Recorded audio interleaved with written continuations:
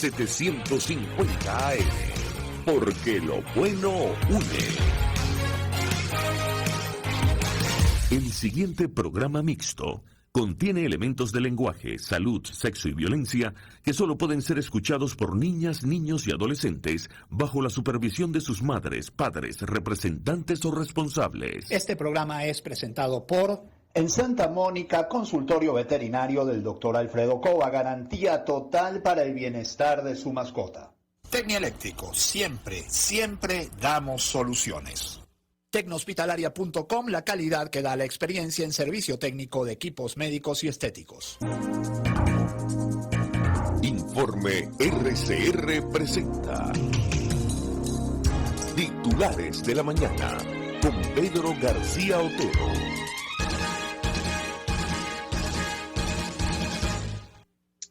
Muy buenos días, 6:23 minutos, el 14 de marzo de 2022. Hay, según el teléfono, que 25 grados, hay 16 grados, según el teléfono, en el Valle de Caracas. Hermoso amanecer el que tenemos detrás.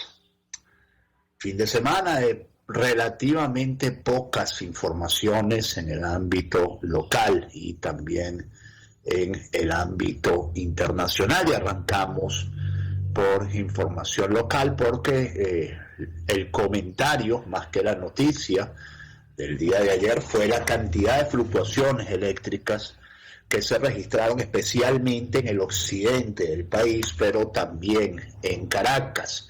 Y así las reseña La Patilla, dice este domingo 13 de marzo.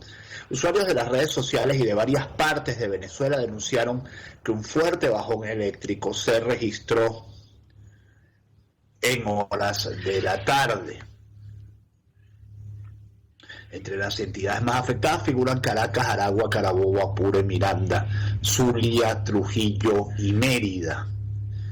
En Caracas, mientras tanto, se registró este bajón en diversas zonas de Caracas, en diversas zonas de la capital: Catia, La Florida, Antímano, La Pastora, Plaza Venezuela, Propatria y Caricuao. Ayer estuvieron todo el día los comentarios sobre fluctuaciones eléctricas, así lo decía La Patilla, así lo reseña Punto de Corte, dice: reportan al menos 4 bajones eléctricos en Caracas y varios estados del país este 13 de marzo.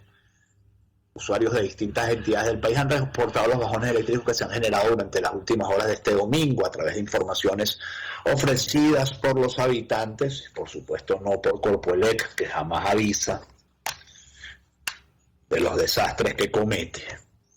A través de la gente se supo que en el centro de Caracas había vastas zonas sin luz, particularmente los alrededores de la Plaza de la Concordia estaban sin luz ayer, y otras zonas de la capital también se encontraban sin fluido eléctrico. De acuerdo al periodista Wilmer Martínez, se han contabilizado 6 apagones solo en Barinas. Además denunció que la serie de apagones registrados hace unos días atrás quemó una red de cables de fibra óptica pertenecientes a una empresa de televisión por suscripción, lo que dejó sin señal de cable e internet a habitantes de la Villa, Llano Alto y otras zonas. La abogada Karin Vera, diputada de la Asamblea electa en 2015, también dio a conocer en su cuenta Twitter que en Táchira han presenciado 3 apagones en menos de media hora. En esa misma línea, un habitante de La Grita en Táchira reportó que las fallas eléctricas no dan tregua, por lo que hizo un llamado a las autoridades a dar respuesta. Particularmente, la situación fue muy dura en Mérida, en Táchira y en Zulia. Y las redes sociales se han llenado este fin de semana de comentarios sobre el gobernador de Mérida, anteriormente protector de Mérida, el señor Jason Guzmán, quien no se le ha ocurrido mejor frase que decir que en materia de electricidad somos demasiado exigentes.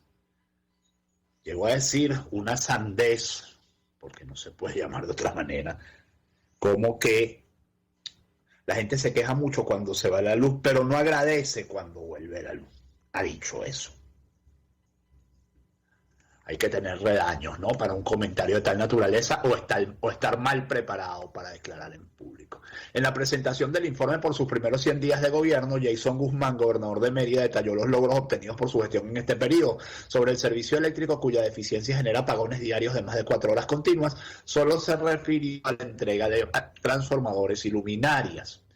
El jueves 10 de marzo, Jason Guzmán, gobernador del estado Mérida, presentó el informe de logros alcanzados durante sus primeros 100 días de gestión. Siguiendo el orden de las 5 líneas de acción planteadas en su plan de gobierno, a las que llama cumbres, detalló lo que su administración ha hecho en materia de desarrollo económico, servicios públicos, educación, salud, vivienda, entre otros. Sobre los servicios públicos que constituyen la segunda línea de acción de su plan de gobierno, Guzmán se comprometió desde que era candidato a gerenciar un nuevo modelo de servicios públicos con calidad, equidad y eficiencia. Al respecto, detalló lo que su gestión ha hecho para mejorar los servicios de agua, luz, gas, aseo urbano, vialidad y los planes Por Amor a mi Residencia y por amor a Mérida. En cuanto al servicio eléctrico, y aquí viene la cosa, cuya deficiencia se ha acentuado desde que pasaron las elecciones regionales realizadas el pasado 21 de noviembre, y está bueno que el pitazo diga que no es que la cosa no solo es que no ha mejorado, sino todo lo contrario. Guzmán detalló que en sus primeros 100 días como gobernador se han instalado 35 transformadores eléctricos beneficiados a 990 familias, 2.799 luminarias y 14 postes en vías públicas, y 6.360 luminarias en 3 hospitales de la ciudad. Cada familia donde se quema un transformador, ha dicho Jason Guzmán, sufre y padece. Y a veces nosotros somos buenos solamente para decir 1000 veces no hay luz en tal lado, pero jamás somos capaces de decir qué bueno que llegó la luz en tal lado, dijo Guzmán para referirse a los transformadores eléctricos entregados durante su gobierno. Parece poco, ¿verdad? Porque en materia de electricidad somos demasiado exigentes, agregó.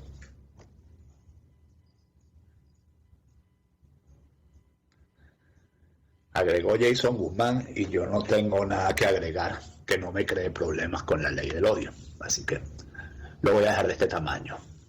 Nosotros somos buenos para decir 1000 veces no hay luz en tal lado, pero jamás somos capaces de decir qué bueno que llegó la luz en tal lado, dice Jason Guzmán.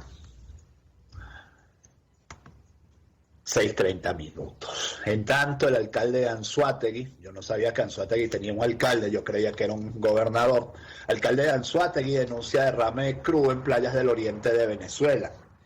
Y este obvio gazapo periodístico tiene que ver con lechería. Costa del estado de Anzoátegui, Manuel Ferreira, indicó que como medida preventiva fueron cerradas las playas de Los Canales, Lido y Cangrejo hasta que puedan ser saneadas. El alcalde del municipio urbanejano, no era lechería, era Urbanej, en el estado de Anzoátegui y en el oriente de Venezuela. Creo que esto es Guanta. Manuel Ferreira denunció este sábado un derrame de crudo importante en la costa de la localidad. Ordenó el cierre de las playas de la zona. Acabamos de identificar lo que se presume ha sido un derrame de hidrocarburos en playas de Los Canales. Esta solución aceitosa no se observa hasta los momentos en Playa Lido, Playa Cangrejo. Procedemos a informar al Ministerio del Ambiente para que investigue el origen, detalló el alcalde en un mensaje publicado en su cuenta de Twitter. Ferreira indicó que como medida preventiva fueron cerradas las playas, Los Canales, Lido y Cangrejo hasta que puedan ser saneadas.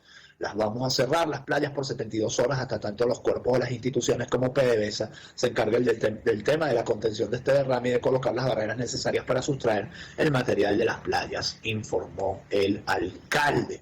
Y para cerrar este bloque, varios sectores de Caracas se encontraban también fuera de servicio de gas doméstico directo por la explosión de una tubería en Charallave este 13 de marzo. La fuerte explosión coincide con la escasez de gas directo que reportan ciudadanos de la zona afectada y otras localidades caraqueñas como el 23 de enero. Ciudadanos del sector Valle de Chara, ubicado en Charallave, estado Miranda, reportaron en la tarde de este domingo 13 de marzo una fuerte explosión que levantó posteriormente una gran nube de tierra. El estallido ocurrió cerca del aeropuerto Oscar Machado Zuluaga.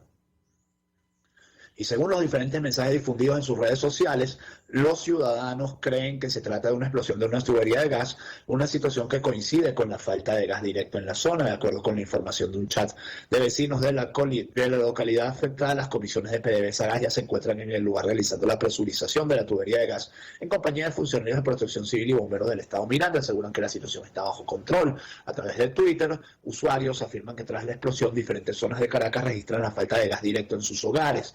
Las comunidades son 23 de enero, Katia, Santa Rosalía, Sarría, Parque Central, San Martín, San Juan, San José, La Quebradita, El Paraíso, San Bernardino, El Recreo, La Pastora, La Candelaria y Santa Teresa. Y yo siempre que prendo el gas en la mañana y me sale el gas, yo tengo gas directo, pienso en el milagro que eso representa, considerando que uno lleva 20 años sin pagar gas. Y ojo, no me refiero a mi responsabilidad, no me refiero a que Pedro García no pague el gas, me refiero a que el precio es tan bajo que prácticamente es como no pagarlo. Llega un momento, eran como 2 bolívares soberanos, no había manera de pagar eso. Uno dejaba acumular 2 años para poder pagar un monto que pudiera reflejar, digamos, una tarjeta de débito. Así era de regalado, pues, el gas directo. Por cierto, ahora parece que la cosa se revirtió y están empezando a cobrar unas tarifas un poco más acorde a lo que se refiere para mantener con cierta calidad el servicio. Esto es Titulares de la Mañana de RCR 750M, Jaime Nestares en la dirección de la estación, Néstor Tobar en los controles y quien les habla, Pedro García Otero. Hacemos este programa que llega a ustedes por cortesía de Tecno Hospitalaria, innovamos para servirle, y del consultorio veterinario del doctor Alfredo Cova, garantía integral para el bienestar de su mascota. Como siempre digo, volveremos a hacer 750M cuando vuelva a haber democracia en Venezuela. 6:34 minutos de la mañana. Ha habido primarias en Colombia y estas primarias enfilan, sin duda alguna, a Gustavo Petro como próximo presidente de Colombia. Un Gustavo Petro que espera ganar, incluso en primera vuelta. Se impuso sin esfuerzo en la consulta del pacto histórico. A mí este tema de las primarias obligatorias, si les soy muy honesto, no me gusta, porque se convierte en una elección adelantada. Fijan tendencia y evitan quizás que haya un mayor debate. A mí no me gusta que sean obligatorias. Las primarias deberían ser opcionales para quienes quieran realizarlas. Pero bueno, en estas primarias obligatorias de Colombia, Petro obtuvo 4,5 millones de votos. Su partido se perfila como la principal fuerza en el Senado, seguido por el conservatismo y el Partido Liberal. Por cierto, una de las que obtuvo un escaño para el Senado fue Piedad Córdoba. Obtuvo, digamos, la posibilidad de aspirar a un puesto en el Senado, fue Piedad Córdoba. El nombre de Gustavo Petro no tenía discusión en la consulta interna del pacto. Los 5,6 millones de votos que tuvo la consulta interna lo aseguran virtualmente en la segunda vuelta presidencial, y en su discurso de triunfo este domingo él afirmó que él va a intentar ganar la presidencia en la primera vuelta. ¿Qué dicen las cifras? El plante con el que arranca el líder del progresismo es sin duda muy fuerte, pero para llegar a la Casa de Nariño, Petro tendrá que buscar alianzas. Sus 4,5 millones de votos superan de lejos los 2,8 millones que tuvo en el 2018, cuando se impuso en la consulta de la izquierda contra el hoy gobernador de Magdalena, Carlos Caicedo. Pero no alcanzan a igualar lo que sacó en la primera vuelta de 2018, y son 3,5 millones menos de que los que obtuvo en la segunda vuelta, 8 millones cuando perdió la presidencia con Iván Duque. Desde este lunes, Petro intentará traer votos de la coalición de centro y concretar los coqueteos con el Partido Liberal de César Gaviria. Aquí inciso de Pedro García Otero, de ingrata recordación para los venezolanos.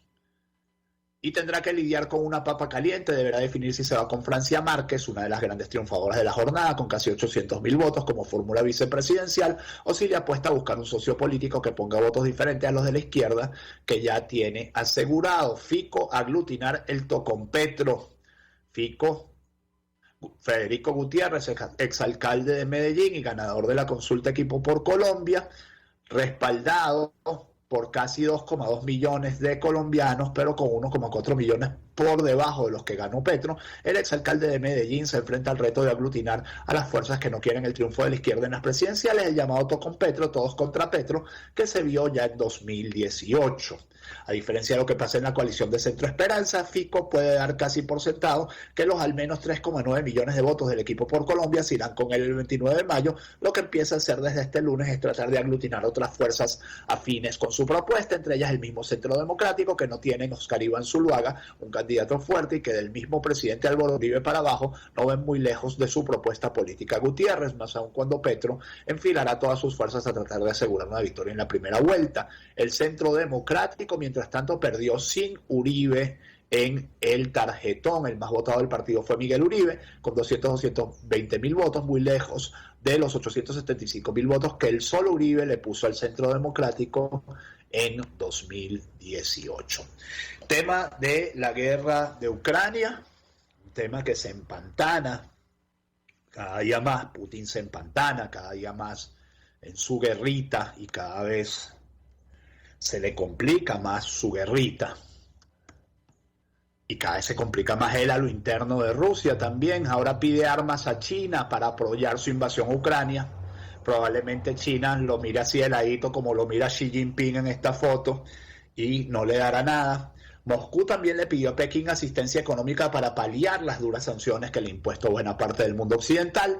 La guerra de Ucrania corre el peligro de evolucionar hacia una guerra mundial. Eso es lo que parece deducirse de la denuncia de Estados Unidos de que ante el fracaso de la invasión, bueno, esto es una versión de Estados Unidos.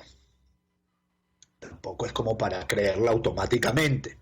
El gobierno ruso ha pedido ayuda militar al chino. Washington no ha querido especificar qué tipo de material ha solicitado Moscú a Pekín, ni en qué condiciones. Según algunas fuentes de la administración pública estadounidense, la primera petición de armas tuvo lugar el mismo día de la invasión, el 24 de febrero. Sin embargo, China ha negado este lunes que le hubiera pedido ayuda que Rusia le hubiera pedido ayuda militar para invadir Ucrania. Es completamente falso, es pura desinformación. China ha expuesto su posición sobre la crisis en Ucrania de forma clara y consistente. Jugamos un papel constructivo y evaluamos la situación de manera imparcial e independiente. Denigrar la posición de China no es algo aceptable, dijo hoy en rueda de prensa el portavoz de Exteriores Zhao Lijian. Y ciertamente, si la versión viene de Estados Unidos, puede ser claramente una versión interesada, ¿no? Estados Unidos ha jugado un papel muy interesante, digamos, en la preguerra, pues como denunciando los movimientos de Putin, ¿no? Y adelantándose a los movimientos de Putin y de alguna manera desarmándolos a través de la información. Llegado un momento eso no sirvió y sencillamente Putin se lanzó en su enloquecida aventura de tratar de someter a Ucrania mano militar. Pero cuando la guerra ya va para 3 semanas, está estancada y el paseo militar que se esperaba Putin se ha convertido pues en un empantanamiento tan serio que esto no se sabe si es verdad. Nuevamente el fin de semana se hablaba de que Putin había mandado a detener a los directores de sus oficinas de inteligencia civil y de inteligencia militar. Ustedes se acuerdan del impasse que tuvo con la dirección de la inteligencia civil pocos días antes del comienzo de la guerra, ¿no? En una transmisión televisada. Bueno, aparentemente, pues, la información que le dieron a Putin sobre lo que iba a ser la guerra no terminó siendo, y se dice sin que esto sea confirmado, que ha mandado a detener a sus 2 directores de inteligencia. Kiev se alista para un feroz bloqueo ruso y acopia alimentos para 15 días para 2 millones de personas. El ejército local muestra la moral intacta frente al avance de las fuerzas invasoras, esto dice Infobae.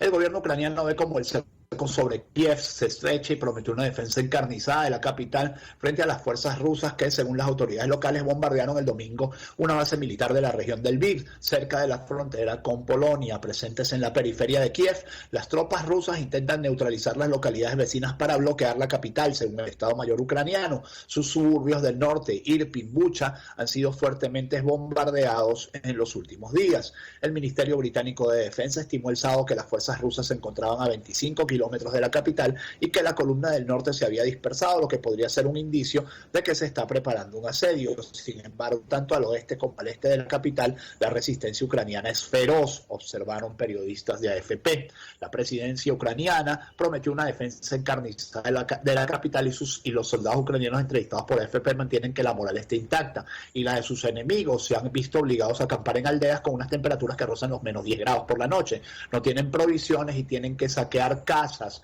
comentó el soldado ucraniano Ilya Bersenko, de 27 años. En tanto, Kiev cuenta con un suministro de alimentos para 2 semanas en caso de bloqueo por parte de las tropas rusas. La ciudad se ha preparado para posibles acciones en caso de bloqueo. Los 2 millones de habitantes de Kiev que no han abandonado sus hogares no se quedarán sin apoyo si la situación empeora, dijo en una declaración en línea el alcalde de la ciudad, según reportó Reuters.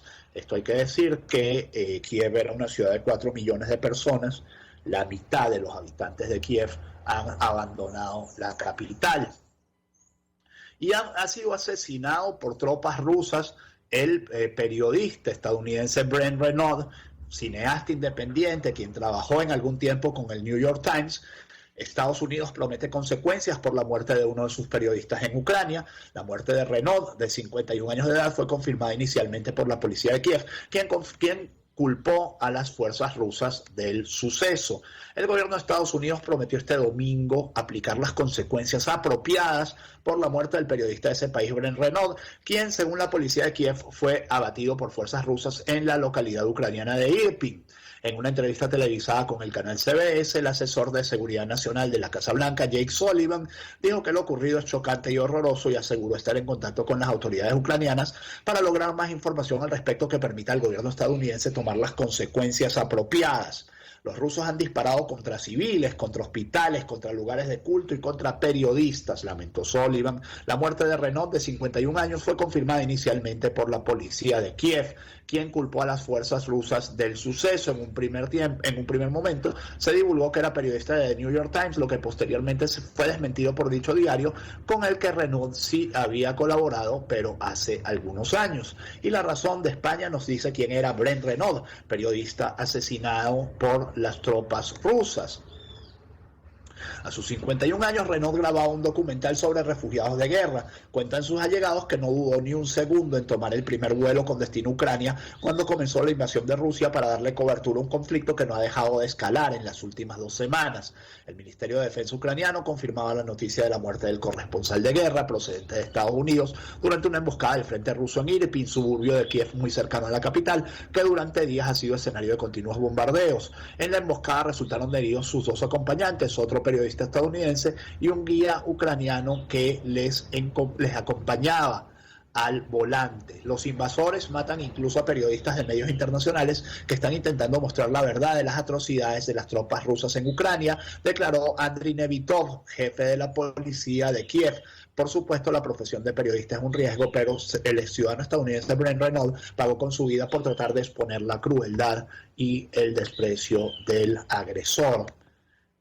Y desde aquí, por supuesto, desde Titulares de la Mañana, desde todo RCR, nuestra solidaridad con la familia de Brent Renaud y de todos los valientes periodistas que nos están mostrando la atrocidad de la guerra en toda su dimensión, todos los días, a riesgo de sus vidas. Porque ciertamente, como decía el funcionario ucraniano, la profesión de periodista es una profesión de riesgo, pero es más de riesgo cuando quienes están en el poder no quieren que se sepan las cosas que ellos hacen. Por eso mismo es que en Venezuela la profesión de periodista también es una profesión de riesgo. Esta madrugada hubo al menos un muerto en un ataque contra un edificio residencial en Kiev. Los rescatistas añadieron que el edificio se encontraba en el distrito Volón del norte de la capital ucraniana y que el fuego fue controlado por los bomberos después de que fuera blanco de un disparo de artillería por la madrugada. Esa información de última hora. Y miles de rusos, dice Infobae, intentan huir del país en los pocos trenes y aviones disponibles. Esto es información del Washington Post. Ya no son solo los ucranianos los que están huyendo de la guerra, también huyen los rusos de su propio país, no quieren vivir en el país de Putin. La mayoría de las personas han emigrado a países del norte de Europa como Finlandia, mientras otros han elegido a Serbia como destino. Miles de rusos salieron de las estaciones de tren y de las terminales de los aeropuertos de Europa esta semana, dejando atrás su país de origen, que está cada vez más aislado del resto del mundo, y además del gobierno que actúa con violencia para acabar con la disidencia.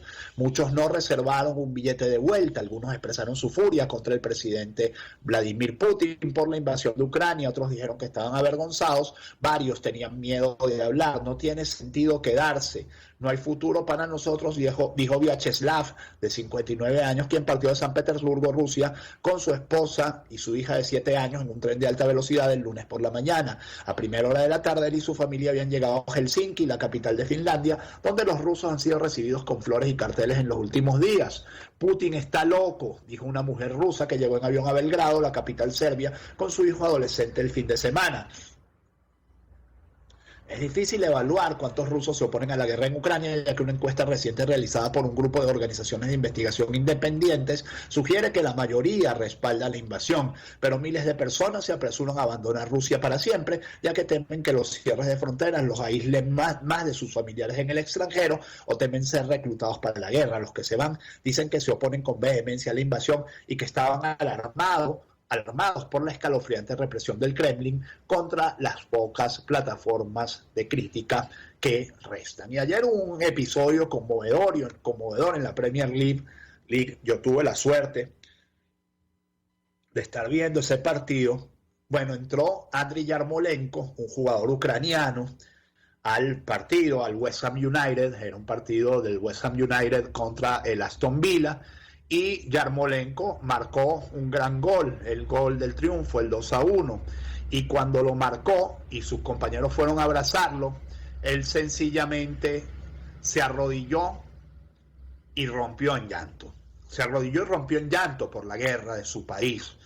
Y fue un momento realmente pues muy conmovedor. A los que nos gusta el fútbol y a los que nos gusta, por supuesto, la paz, nos conmovimos con el gesto. Primero con la situación, porque el fútbol tiene esas cosas, el fútbol es épica, el fútbol es arte, el fútbol es tantas cosas. Y luego con la emoción de un futbolista profesional, a quien uno podría suponer, pues quizá muy alejado de los problemas de su país, tipos que ganan millones de libras esterlinas, que viven como unos reyes, que viven muy lejos del conflicto, y sin embargo el conflicto les pega tan profundamente, ¿no?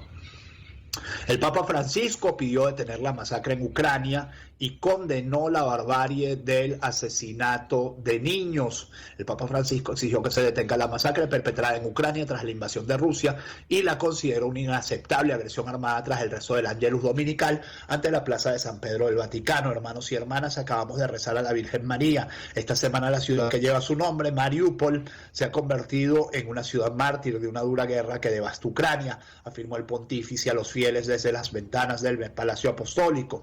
Ante la barbarie del asesinato de niños, de inocentes y civiles indefensos, no hay razones estratégicas que valgan. Solo se debe cesar la inaceptable agresión armada antes de que reduzca las ciudades a cementerios, dijo. Otra guerrita que se nos abre, pero esta vez en el cercano oriente, en el Golfo Pérsico. Misiles lanzados desde Irán caen cerca del consulado de Estados Unidos en Irak. Las autoridades confirmaron que ningún estadounidense resultó herido, indicaron que por el momento se desconoce cuál era el objetivo. Varios misiles, esto fue el sábado, han sido disparados en las proximidades del consulado de Estados Unidos y el aeropuerto de Erbil, al norte de Irak. El hecho no causó muertos ni heridos, esto según informó este sábado el Departamento de Estado de Estados Unidos. Y un aliado de Estados Unidos, Arabia Saudita, se dio el lujo de ejecutar por decapitación a 81 presos condenados por sus presuntos crímenes de terrorismo. Esto ocurrió en 2021. De acuerdo con la prensa estatal Saudi Press Agency, entre los hombres dados de baja se encontraban integrantes de Al-Qaeda, el grupo Estado Islámico y partidarios de los rebeldes hutíes en Yemen. Bueno, la verdad que es salvaje decapitar gente, ¿no? Arabia Saudita, ese aliado de Estados Unidos que termina siendo tan incómodo. Y para cerrar información, para cerrar este bloque, información de carácter local que tiene que ver con la guerra en Ucrania, operadora rusa comunicó el protocolo para sus turistas varados en Margarita. Mantengan la calma, ese fue el primer consejo enviado por la compañía Pegas Touristic a los rusos que permanecen varados en Venezuela, República Dominicana, Cuba y México como consecuencia del cierre del espacio aéreo europeo en medio de la crisis por la invasión a Ucrania. Desde 2021, grupos de unos 400 visitantes procedentes de la Federación Rusa llegaban a Margarita cada 12 días. De acuerdo con operadores de la isla, representaban el 80% de todo el turismo extranjero y el 15% del flujo total de personas que llegaban al territorio insular. Los rusos que todavía quedan en el país dependen casi exclusivamente del efectivo que porten o de tarjetas emitidas por entidades financieras que no tengan nexos con la Federación Rusa, toda vez que los bancos de ese país han sido desconectados del sistema SWIFT. A pesar de esto, el propietario de una pequeña cadena dijo que la medida de la banca internacional no los afectará en lo que respecta a lo ya contratado. Estos paquetes turísticos son prepagados. De todas maneras, imagínense lo que es para cualquier ruso promedio, un venezolano promedio. Los venezolanos lo sabemos bien, lo que es quedar varados sin efectivo y sin tarjetas de crédito funcionales en aeropuertos internacionales. En el mundo entero hemos sufrido esto sin guerra, sin SWIFT, sin nada, ¿no? Sencillamente por la ineptitud del chavismo. Y bueno, tengo estas imágenes con las cuales voy a cerrar este bloque, 6:52 minutos, de ese valiente hombre que es el presidente ucraniano, Volodymyr Zelensky, visitando a los heridos en combate en los hospitales. Vamos a ver el video, vamos a ver si podemos reproducirlo.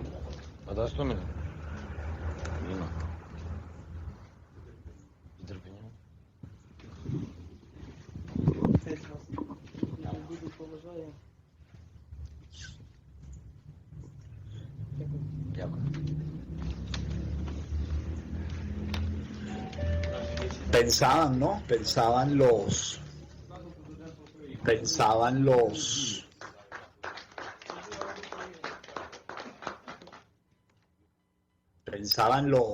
rusos que era un comediante, que era un tipo que no iba a resistir. Bueno, y sí resistió y sigue resistiendo y se ha convertido en un ejemplo para el mundo entero. Un hombre del que hace un mes prácticamente no se conocía ni el nombre en el resto del mundo. Bueno, Volodymyr Zelensky, para la historia queda. 6:53 minutos, ya nos vamos, pero antes quiero hacer un momentito de publicidad. Quiero hablarles de Tecnohospitalaria porque es el nombre propio en insumos y en equipamiento médico para clínicas, para galenos, para pacientes. Todo lo que usted necesita lo tenemos en www.tecnohospitalaria.com, que además le permite a usted cucutear, ver todo lo que usted necesita, hacer su pedido, tiene su carrito y al final lo puede recoger por pick-up o lo puede pedir que se lo entreguen con delivery incluso a nivel nacional. También tenemos en este momento el servicio tenemos también en este momento el concentrador de oxígeno marca Dynarex,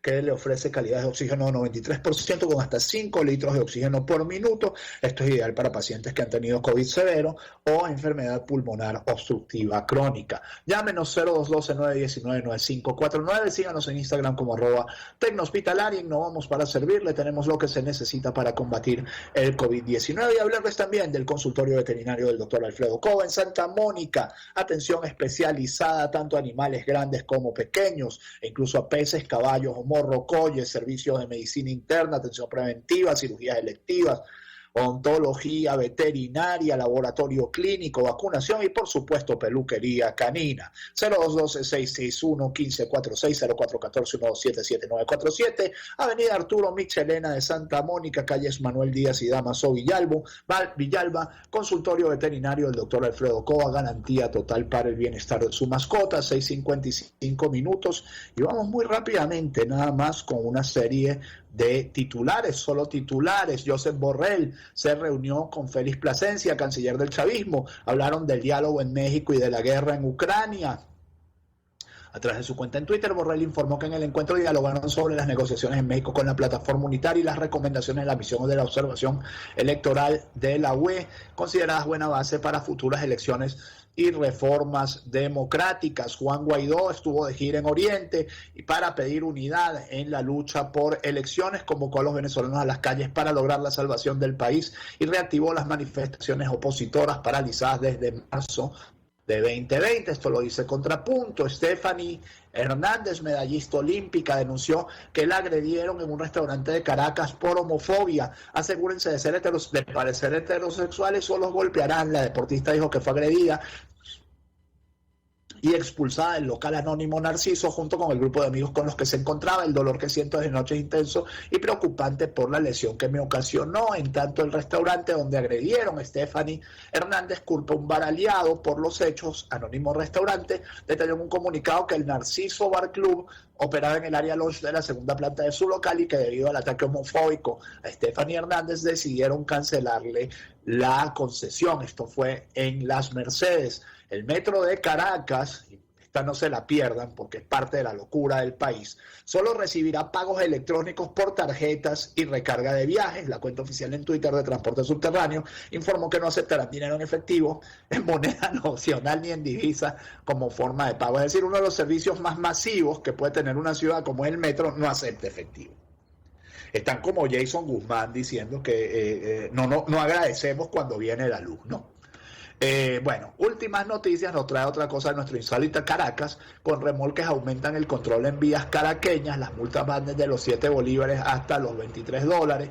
Libertador se suma a la ola de remolques y hay que decir una cosa, que todo está muy bien, que es verdad que todas las ciudades remolcan los carros que están mal estacionados, pero en esta ciudad a estos genios hace unos años les regalaron unos baldes de pintura amarilla y pintaron todos los brocales de amarillo. Eso tiene unas denominaciones internacionales.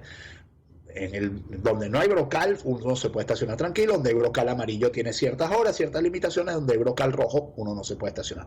Bueno, en Caracas eso es imposible de saberlo porque hace unos años les regalaron pintura amarilla y con la pintura amarilla pintaron todo, ¿no? Se las regalaron o las comprarían cara, qué sé yo. 6:58 minutos, un venezolano fue asesinado a golpes en una discoteca de Perú. Un sargento de la Guardia Nacional resultó herido tras un estallido de un artefacto explosivo en Apure. Y para cerrar, así se ve la nevada en Mérida este 13 de marzo. Los picos de Mérida se llenaron de nieve y están hermosos. Quien pudiera viajar a Mérida y ver estos picos en vivo hermosos con su corona blanca. Les dejo estas imágenes, que este día sea todo lo que ustedes esperan de él. Si Dios quiere, nos encontramos mañana. Chao.